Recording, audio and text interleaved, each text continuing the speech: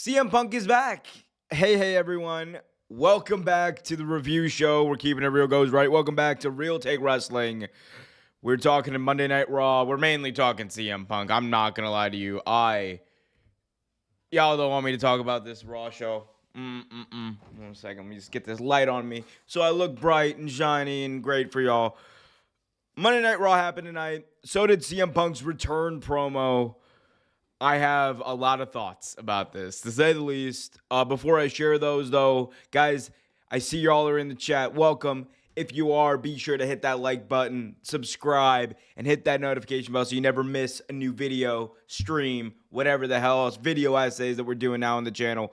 Be sure to subscribe. We have Wrestling with Umar on Sundays. We have review shows for AEW, Dynamite every single Wednesday. Of course, we also have OT Graps with me and my boy Trevor on Tuesdays. A lot of stuff, so little time. So put your questions in the chat if you haven't already done so. Hit that like button, all that stuff. For WWE Raw tonight, I'll just share some overall thoughts actually on the show, since this is a Raw review technically, but I'm planning on mainly spending this time discussing CM Punk. Because what else would we talk about in the world of professional wrestling outside of CM Punk? That's essentially what we've been talking about. It's all we've been talking about for the past, year and a half almost. It got to the point, honestly, right? It got to the point where it was tiresome after Brawl Out. It got very tiresome.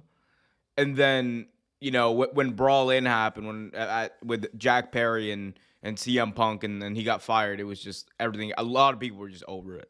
A lot of people who've been covering this, myself included, were just like, can we move on and talk about something else? Well, we have moved on. However, we're not talking about anything else. We're talking about CM Punk still. So CM Punk, the entire show was kind of built around the idea that CM Punk is going to make his return promo tonight. This is going to be his first promo in WWE in nearly 10 years. The last time that Punk was even on WWE TV, or pay-per-view, I should say, was Royal Rumble 2014. And it's literally almost been 10 years. And he referenced that in his promo tonight. So Punk comes out. Let's just get right into it. CM Punk comes out and he gets a pretty big reaction, like a massive reaction. Not as loud as the reaction he had at the Chicago show at Survivor Series. That was an insane reaction. I think it might have been the loudest reaction to anyone, anywhere at any wrestling show I've ever been to live. I genuinely think that was an insane reaction. So he comes out in Knoxville, Tennessee, or Nashville, Tennessee, one of the two. They're in 10. They're the only 10 I see here, chat. So he comes out to this crowd. They're eating it up. They love him. Everyone's enjoying CM Punk being there. Punk looks elated. Punk stole my haircut, right? He got a fade. We can say it. CM Punk has been watching a lot of Real Take Wrestling. He's been watching a lot of Umar Q here. And he stole my fade. And he's looking good, looking much healthier than he did when he left AEW. And he looked happy, which is not something that, honestly, you could say about CM Punk, in especially the last part of his AEW run. I think that if you go side by side, right, with this moment and his return to AEW, not the first dance. The first dance was a very special moment. But if you go back to the Second Coming, back in the original debut episode of Collision, you could tell Punk was very unhappy. Or he just wasn't as happy as someone who returning to their job should be. That's just my analysis of it, however wrong it may be. But tonight you saw him look very happy. You saw him look good. And everyone was wondering, what in God's name is the best in the world, the most controversial figure, as Michael Cole called him tonight, in professional wrestling going to say with a live microphone? He could say anything. Well, he comes out, makes a few hockey jokes, because he is, of course, in case you didn't know, a Blackhawks fan. And the crowd, of course, was like, oh, boo, we're in Nashville, Knoxville. We don't like the Blackhawks. We're Tennessee's team. Go, go, go. I don't watch the NHL like that. But, sorry, let me just get this poll up real quick. But he comes out, he cuts this, like, he starts off, like, by just kind of eating it up and, like, saying, like, oh, my gosh, I was away for 10 years, you know? Okay, you were. Says he was away for 10 years. He says that after 10 years, he's finally come home.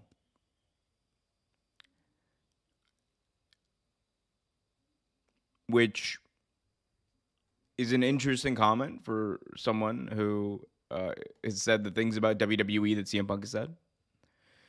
After 10 years, CM Punk has finally come home.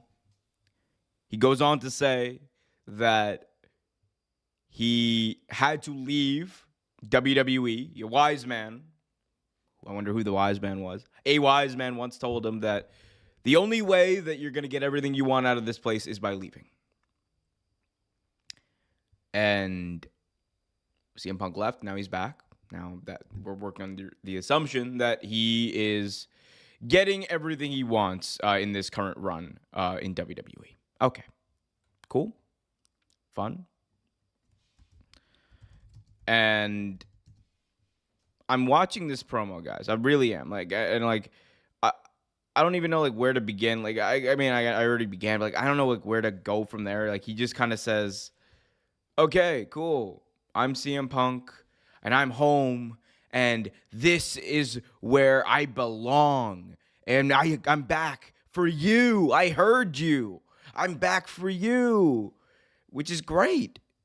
I'm sure part of him means it. Sure, great. But I'm just sitting here like, okay, we've been watching this show. We've been watching Monday Night Raw for 3 hours straight live. Like, I'll be honest with y'all. I don't watch Raw live. And there's a reason for it. Because as much as I love a lot of the wrestlers, as much as I love some of the matches that they have, my biggest gripe with the show is pacing. It is a very slow show. And over 3 hours, I can't do it. Personally, I just cannot do it.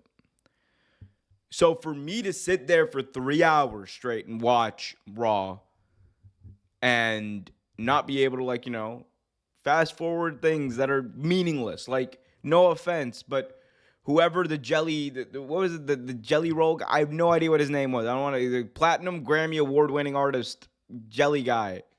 Don't know him. Like, I'm sorry. Jelly roll, I think, right? Am I wrong there? Maybe I'm wrong. I don't know. That's what R-Truth says. I'm going with that. But like that segment, I did not need to see that. I didn't need to see the endless WWEshop.com stuff. I didn't need to see, like, it's my biggest problem with watching Raw live. I'm like, okay, whatever. But I did it for CM Punk.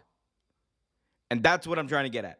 CM Punk made someone like me, who is ardent and is very true to himself, in that I refuse to watch Raw live unless it's like post-Mania or the lead up to Mania. Those are the only exceptions. Because that's when I know the show is going to be meaningful. Just being honest.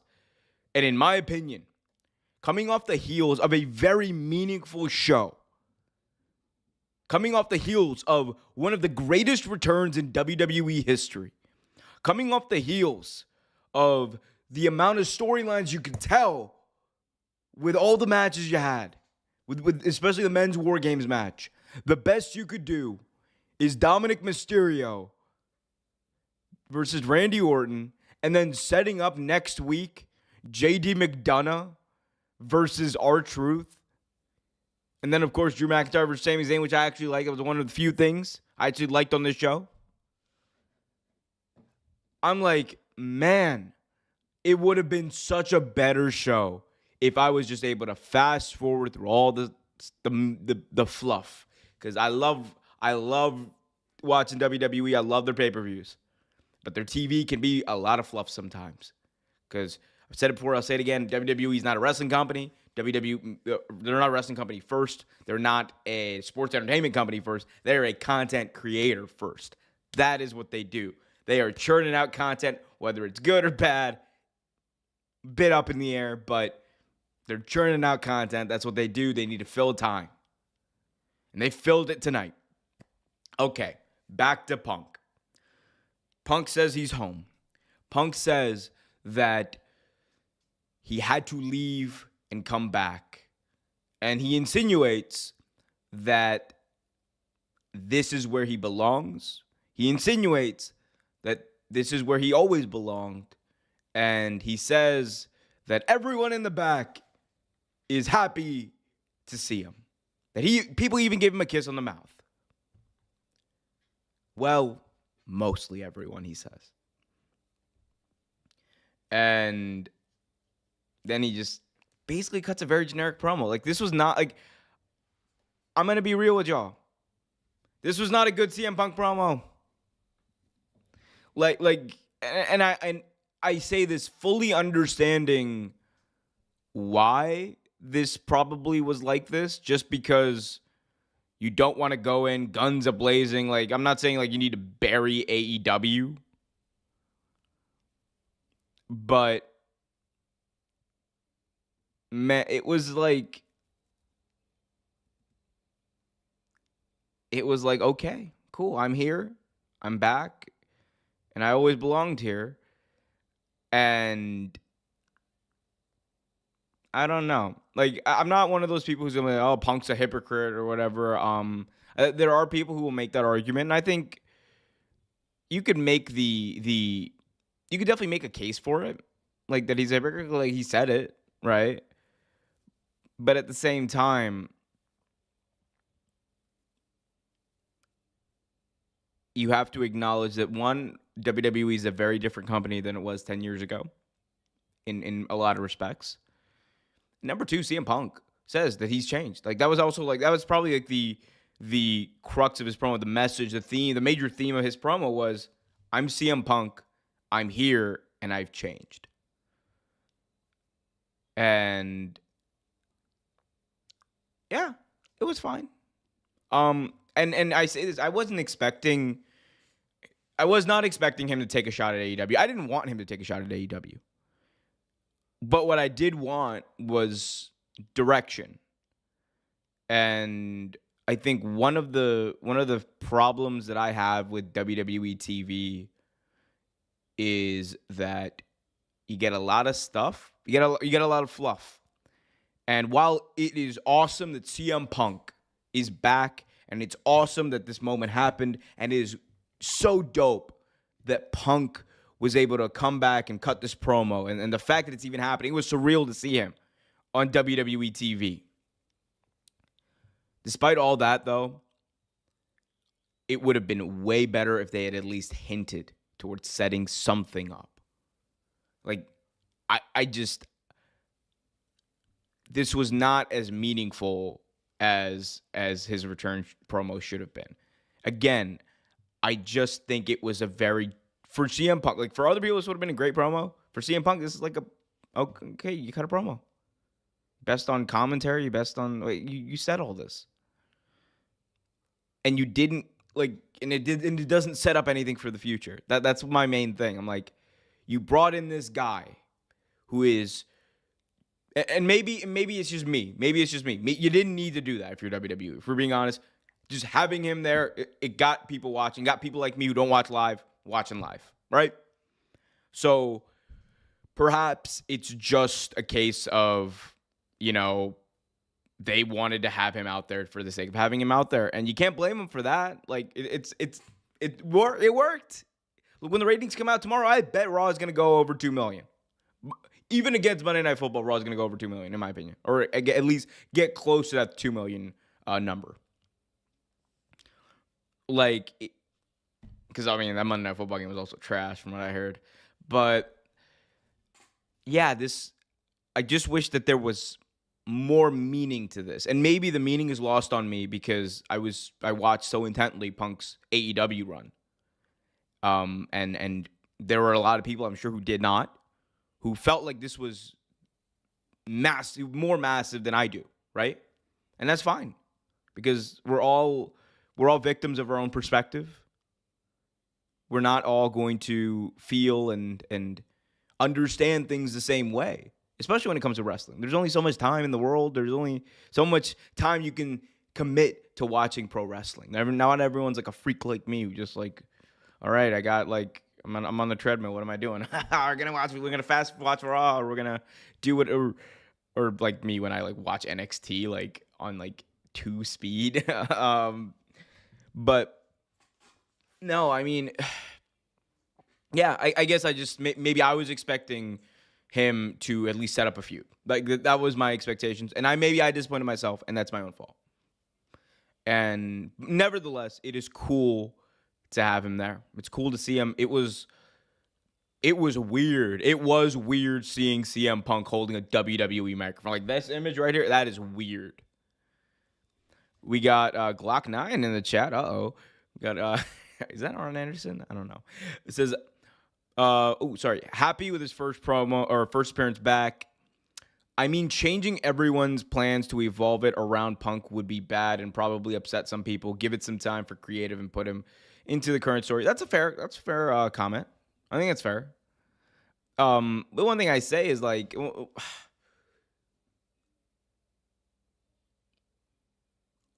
my response to that would be though, well, I understand it, and probably like that's probably the right thing to do. Like, you don't want to ruffle feathers when he first comes in, especially because there were people who were reportedly unhappy with the way they were told right before the show or right before the match started that Punk was going to come out at the end. I understand being sensitive to that. However, I also believe that for a broader audience and bringing in those people, because like here's what you want to do, right? Like, of course, a lot of this is for the WWE faithful who only watch WWE, so they probably didn't see or like, you know, they only heard or watched clips of CM Punk's time in AEW. But you also need to remember you're bringing over with this a lot of CM Punk loyalists who watch AEW for CM Punk. And they're tuning back into WWE probably for the first time. Not for the first time, but like, you know, really intently tuning back in because Punk is there. And I don't think to them this sent much of a message other than I'm CM Punk and I'm here, which may be enough. Again, victims of our own perspective, it might just be me, but I think like even if it's just like setting up a match with someone benign, like hell, I don't know, set up a match with freaking you can't do Jey Uso because he's going for the belt, but I'm sure you could have had Punk and Orton do something. I'm sure you could like you could do something. You could hint towards something in the future. That's all I'm saying. But it is what it is. Of course, he debuted on a Saturday. That deal apparently came together very quickly, and he's there on a Monday. So we'll see. We got Glock in the chat saying, I feel like this is whole reason they made it clear that Rollins would be busy with Jay and Drew for a bit. That way people didn't expect Punk to immediately go after the top. Yep. And I don't think he should go after the title right now. I think Rollins versus Punk is probably a good match to save for Mania. Especially if you want Rollins to have, you know, his title in doubt. Like his... Because he's had great matches and he's wrestled people, but I don't think that belt, that World Heavyweight Championship, the result of those matches have not been in doubt. You know, a lot of people have pretty much said Rollins probably going to retain. But I do think that Rollins versus Punk would make a lot of sense if they want to work together. I assume Punk is good to go for that. Rollins, I also assume is good to go with that because he looked like he was working. He had his working boots on with working fingers on flipping off CM Punk last night or 2 nights ago. Interesting. Guys, be sure to hit that like button, subscribe, and hit that notification bell so you get notified whenever a new video is released. Just reading Shaq Majiri from CBS Sports, his reaction to Punk's promo. Was it a safe promo? Yes, but safe is exactly what it should be. One of AEW's biggest problems, IMO, and I say this as an AEW fan, is talent taking unapproved digs at each other. The payoff is rarely worth the problems caused. This was a chance to show everyone he can be professional. Besides, there's still truth to what Punk said. His arrival is inevitably going to push some people aside. That is bound to worry folks who have worked hard for their positions. Fortunately, there is a chance to make brilliant TV, and that's a tide that should raise all boats. That's a fair take. That's a fair take. Oh my God! Wow. Cassidy Haynes said the C in his name stands for change, pal. That's funny. That's a good one. Guys, hit that like button, subscribe, hit that notification bell. If you guys want to make sure your question is read out on the air and given ample time in its answer, be sure to leave a super chat. Super chats are a great way to support the channel. That money goes directly back into the channel and helps, upgrade studios, pay for the equipment to do the video essays that I do, and also helps formulate stuff for other ventures we got. I got Wrestle Vibes as well. So, be sure to leave a super chat. But yeah, I mean, that's basically the Punk stuff there, I guess. The other thing is, hell, you could have had Punk like setting up something with Dominic Mysterio and it would have meant more. I don't know. That again, maybe it's just me. I'll be honest. It was a fine promo. A little boring, but also probably what it needed to be given Punk's past. And maybe this is him kind of showing that he's changed. Punk will elevate people like Theory or Dom. Oh, yeah, I think Theory is someone who could definitely get elevated working with Punk. You want to talk about money? Okay, actually, who's someone who they should have... who should be Punk's first program? Grayson Waller. Because that's someone who on the mic is ready to go with CM Punk. He's a cheeky SOB is Grayson Waller. Like, he's ready to go. I think he could handle it in the ring on the microphone with CM Punk. That would be a very good match to, one, also elevate Grayson Waller a bit and show people like what he's capable of more. And also, like, come on, like, CM Punk, and like, that's a great way, like, be like CM Punk, like, all right, these young kids, I work with freaking children. Hey, let's not do that. But I think that could be cool. Let Punk show up on his show on SmackDown. Yeah, I feel like if Punk was gonna be on SmackDown, we're not gonna get, or we would have gotten an ad for that.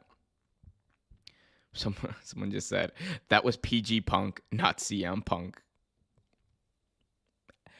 Tell me where they're telling lies. Tell me where they're telling lies. Yeah. So yeah, I guess I'm not gonna like rate that at all. Like it was a fine promo. It was what it needed to be probably, and Punk is back. That's the main thing, and we're gonna get to hopefully see some great television. We're gonna hopefully see some awesome stuff. WWE's PG. I'm not saying like he needs to be out there cursing or anything. I'm just saying like I just like, because WWE like put on some of the best television this year. Like the first 3 months of this year, there's no question WWE was the superior company at telling stories. The Bloodline story carried this company. Actually, no, forget 3 months, 6 months. From Royal Rumble to SummerSlam, and even before Royal Rumble, like this WWE is doing an amazing job telling stories. And I feel like they've kind of fallen off a bit. And I don't know. I feel like this was like, you can tell great stories, and WWE's proved that while still being a PG product. You don't need to be saying shit and all that stuff to be a great product, as they prove with their pay-per-views. Their pay-per-views are great.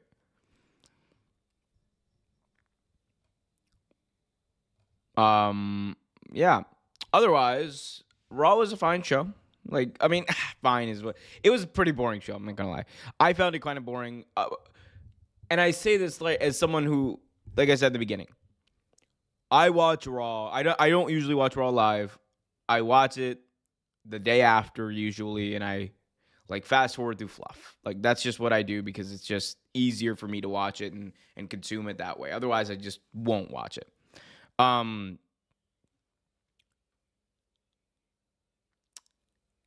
One thing that kind of realized watching this show, like again, like I already knew this kind of, but like one thing I remembered was like one of the things that like one of the reasons I stopped watching WWE way back in 2019. I got back into it obviously during the pandemic, but way back in 2019 was because it just felt like a very slow show. Like even in the ring, the in-ring stuff felt very slow. And I'm someone who likes the more, sports like everyone's competing type of vibe for my wrestling. That's probably why like I have a predisposition to like or the style of AEW more than WWE. That doesn't mean that I think AEW is doing everything way better than WWE. I don't think that's the case. If you look at production, if you look at the way they kind of, not going to say pace their shows, but for their audience, I think WWE does a lot better stuff than AEW does. But I'm just saying, like, as like a in-ring product, I think WWE is definitely a lot slower than AEW on a weekly basis. And maybe that's just me. Glock says, Logan Paul versus CM Punk would be pretty damn cool too. Yeah, but I don't think CM Punk's going for that United States title. He ain't going for that U.S. title. Hell no. Hell no.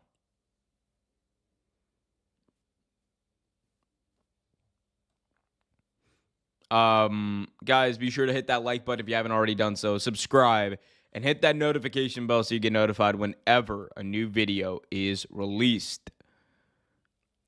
A lot of people on Twitter are like dogging this promo worse than I am. I feel like I'm being compared to these people, I'm definitely being generous to this promo. Oof.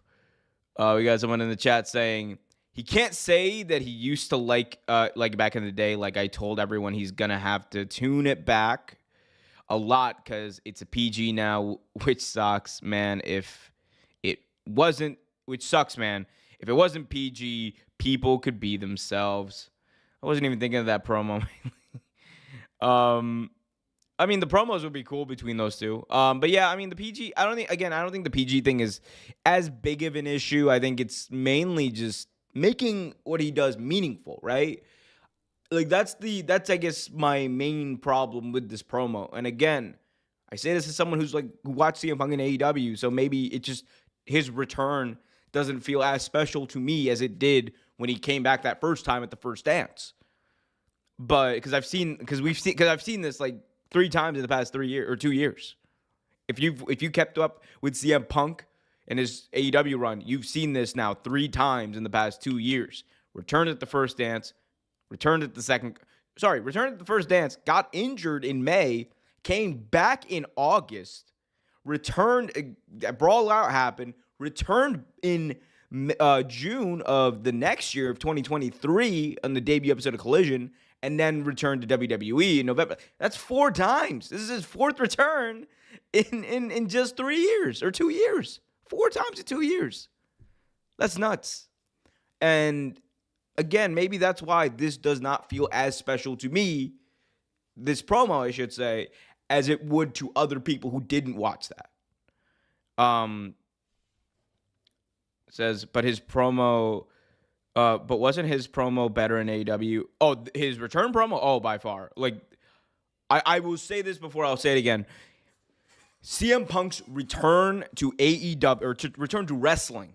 CM Punk's return to wrestling at the First Dance in 2021 is one of the greatest moments in professional wrestling history. Because it's not just about CM Punk coming back. Remember, that was also one of the first events in the quote-unquote post-pandemic wrestling era. It was like the biggest, it was the first time a crowd had 10,000 people there like that. And it was like AEW's biggest crowd up until that point.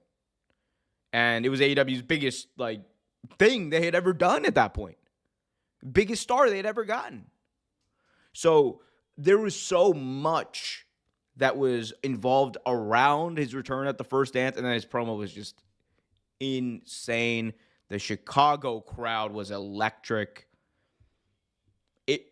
It is one of those things that you could go back and watch a million times and dissect it like a million ways. It is just some of the most captivating professional wrestling you'll ever watch. Great promo. This one or the first dance? I mean, I'm not gonna hate if you say this is a great promo, because wrestling is subjective. I thought it was kind of bland, but it is what it is.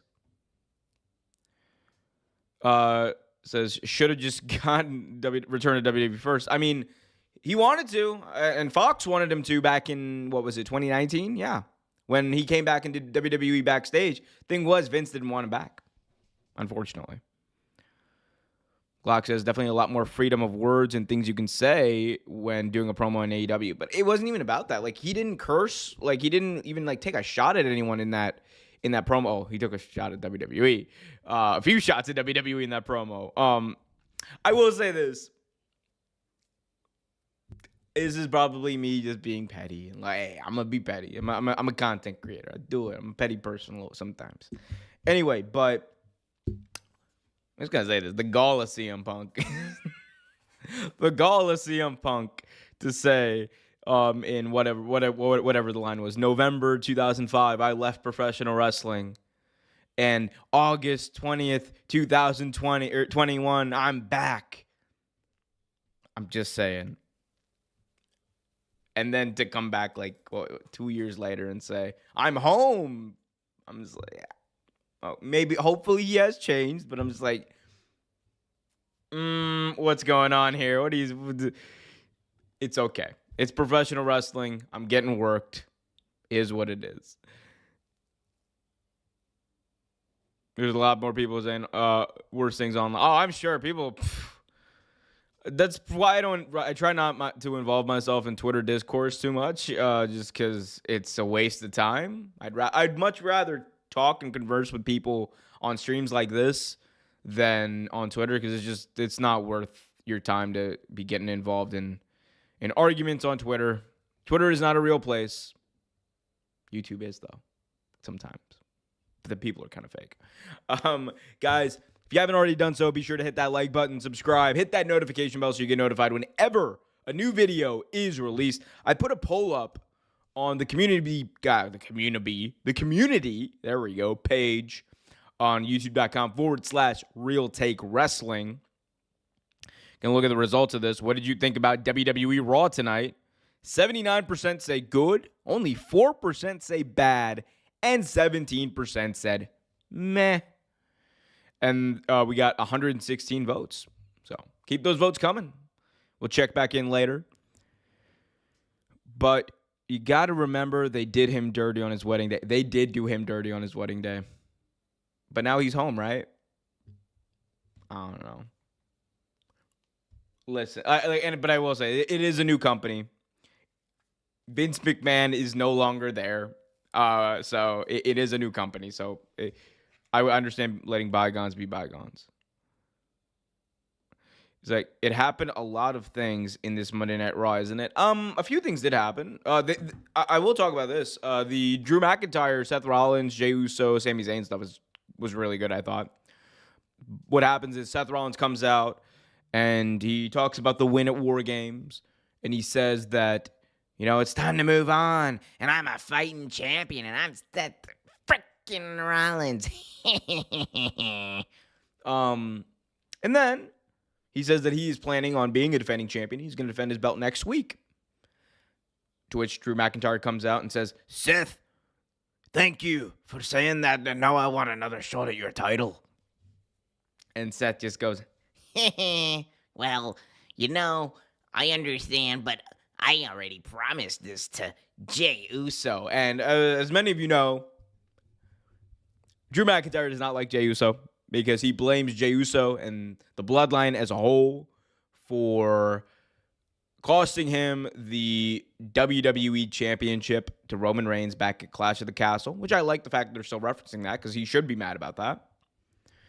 And McIntyre was really cool with Rollins up until that point, and then he lost it. He headbutted Rollins, and I think what happened was, as he went in for the headbutt, his head actually hit Rollins' title, and he just got a big gash on his forehead, and he started bleeding, and he's just beating the crap out of Rollins. Jey Uso comes out. It's revealed that Jey Uso and Seth Rollins are going to have a world title match next week on Raw in Albany.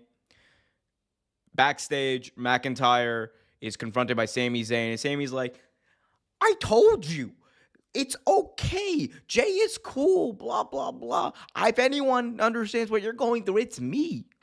And he's like, you got to calm down, blah, blah, blah. And Sami does also make a good point here, which as a Sami Zayn fan, I have to point out. He says to Drew, you've been champion twice. I've never had that. To which I say, you're damn right you haven't. It's time to change that, Sami. Is what it is. Drew McIntyre then says, you know what, Sami, you're right. I should be more grateful. You're right. I'm going to start my climb back to the top. And I'm going to start it next week by asking for a match with you. Walks away. It's set up Sami Zayn versus Drew McIntyre next week on Raw. It's going to be a fun match. Love the direction that specific angle did, because you just set up two good matches for next week. And you now are making a storyline out of Drew McIntyre being driven by his absolutely unsatiable hatred of the bloodline and of specifically Jey Uso. So I love that. We got someone in the chat saying they do owe him that much for doing him 30 like that. I guess you're talking about Punk, but yeah, I guess so. Gargano tomorrow in NXT Championship North America. Oh, yeah, whatever. He's not winning. He ain't winning that. I will say this. One thing that I was disappointed with was, like, man, Johnny Gargano just... he does not hit the same as he did back in 2019. And it's not, I don't think it's his fault. They put him in a tag team with Ciampa. And, like, I've been seeing that. I saw that for years, man. Like, maybe it's just one of those things. It's just me. But I'm just like, can we do something with Gargano, please? Can we tell a story? No story? Okay, Gargano just doing whatever. He's not even like Johnny Wrestling. It's whatever. I don't like the booking of Johnny Gargano. I will say that. I'll go out and just say that. It ain't great because they ain't doing much with him. But it's WWE. What are you gonna do sometimes? Update on the polling. We're up to 78% who say Raw was a good show. 3% say bad, and 18% say meh. So a lot of people think this was at least like a watchable show. One of the comments that someone left was, it took forever, but they didn't have to rush anything. Was kind of let down by Punk's return promo and felt heavily scripted. Other than that, I didn't mind sitting through it. That's just me, though. Yeah, it was fine. I would say that, again, the pacing of WWE in general is, like, not my vibe. But I thought, like, it was fine. It was a fine show. Really did love the Drew stuff, though. Like more of that, please. Give me more of that. Randy Orton's return promo. I will say this. I'm biased. I'm not even going to pretend to try to be, to try to be unbiased or independent here. Nothing triggers the hell out of me more in professional wrestling than Raw kicking off with a Randy Orton promo. I'm sorry. I love Randy. And I love the fact that he's back. And I love watching him wrestle. And I love watching him, tell stories. Like that's great. But people, I've been watching wrestling basically every week. Give or take. Sometimes. It was with a few lapses. But I've been watching wrestling basically since 2003. The amount of times that this man has kicked off Raw, specifically Raw, with like a 15-minute You People promo and said and done nothing. no matter what he does, no matter how great what he's doing is, all I'm gonna remember whenever I hear voices in my head go on at the beginning of Raw is just all those shitty promos that he cut. And that it were just slow and boring. And I'm just like, it's got me in trigger just thinking about it. So again, love that Randy's back. Great to see him. Love that Rhea Ripley was the person who confronted him. That was great. But, oh my God, I was just like immediately, of course, they would kick off with a Randy Orton promo. But he deserves it. Absolutely, congratulations to Randy Orton for his return. Like, that is an achievement. And it should not, I'm not trying to like denigrate that or make that less than it is.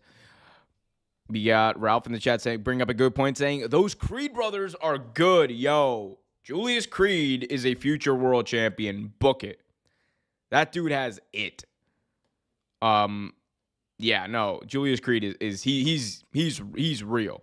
He's real. Yeah, guys, by the way, if you're just joining us, welcome. Be sure to hit that like button if you haven't already done so. That helps more people see the stream. That helps, the algorithm, because YouTube is effing with me with the algorithm as of late. So help us out with the algorithm. Help more people see the stream. Help more people see the show. Be sure to hit that like button. Subscribe for daily videos. Subscribe for video essays. Subscribe for all the wonderful stuff that I do on this channel. Boom. Podcast, much more. Anyway, shilling aside, I guess, like, what else happened on the show? I'm trying to remember off the top of my head. See, that's the other thing. It's 3 hours long. So, yeah, tag team turmoil. I was very disappointed that Veer was done dirty again. WWE is no justice for Veer. He came. He saw. He did not conquer. Yeah, which is whatever. That's fine, I guess. Yeah, good to see the Creed brothers get a dub and get a shot at the undisputed tag titles. It's gonna be a fun match between them, Finn Balor and Damian Priest. Again, was not a fan of the R-Truth stuff. It's whatever. He's silly and he likes jelly rolls, but he does not know who Jelly Roll is. Apparently, that's his name, right? I don't know. I'm not gonna look it up.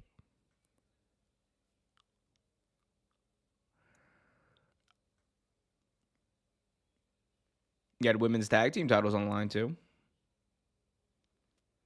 I love the way that Samantha Irvin says Chelsea Green. It's great. What else happened on this show? Oh, Nia Jax versus Zoe Stark happened, which was I thought this was probably Nia Jax's best match since he's been back. Say of that whatever you will, and think of that whatever you will, but that's my opinion. Zoe Stark, I think, is doing well. I wouldn't have had her take the pin to Nia Jax, but it is what happened. I guess they're building up Nia Jax to have like this immovable object versus unstoppable force match with Rhea Ripley. Okay, cool. Not my cup of tea, but it's whatever. The day they do Rhea versus Jade, though, I'm gonna be in there, or Rhea versus like Tiffany Stratton or someone. Although I didn't enjoy the Zoe Stark match. It was a good match. What else happened on Raw? Let's just look through some Raw results. This is how professional I am, guys. By the way, guys, you want to support the channel? Best way to do that is by hitting that like button. But also, you can leave a super chat as well to guarantee your question or statement is read out on the air. We had tag team turmoil. Oh, Ivar versus Bronson Reed. Yeah, that was cool. Bronson Reed, like, killed the technician guy. Like, that was crazy. He just, like, crushed him. We had Dom versus Randy Orton in the main event. That was set up in the opening Randy Orton promo. Again, I think this was, like, mainly, like, hey, Randy's back. And they were showing it. Oh, wow. Ralph, you reminded again, a 3-hour show. This is what happens. A 3-hour TV show. I missed something pretty cool. Cody comes out and he said that he had a special announcement. And I was sitting with my brother. As soon as he came out, I was like, Cody has an announcement. He's not in a feud with anyone. and he's going to say something, and it's not going to be like, I'm going to enter the Iron Survivor Challenge or something like that. I'm like, it's like 2 months away, but he's going to announce for the Rumble. I was like, oh, he's going to just announce for the Rumble. And he's, what do you guys want to talk about? And all that stuff. I'm like, okay, God. All right, cool.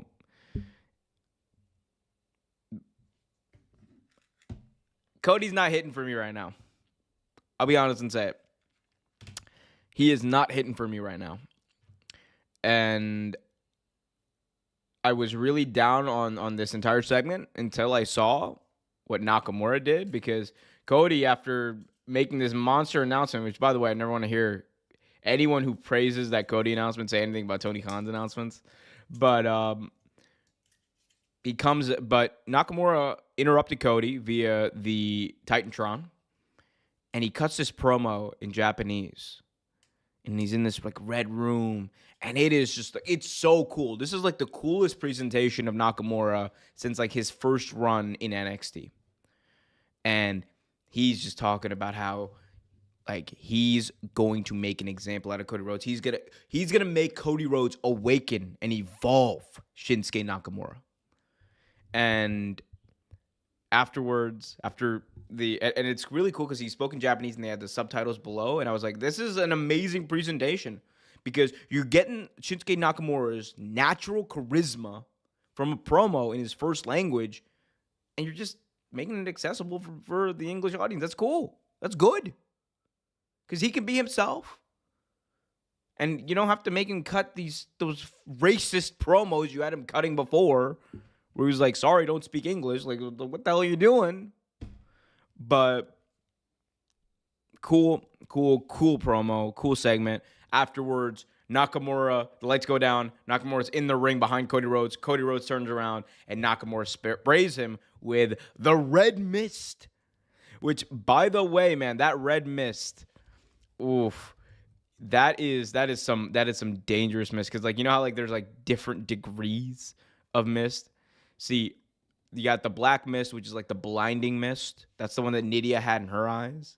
Then you have the green mist, which is like the regular like burning mist. It's more like liken that to like, pepper spray or mace. But then you have the red mist, which is like the burning mist. That's the one that causes like 3rd-degree burns on your face. But Nakamura is immune to it because he, of course, was the one who propelled the mist.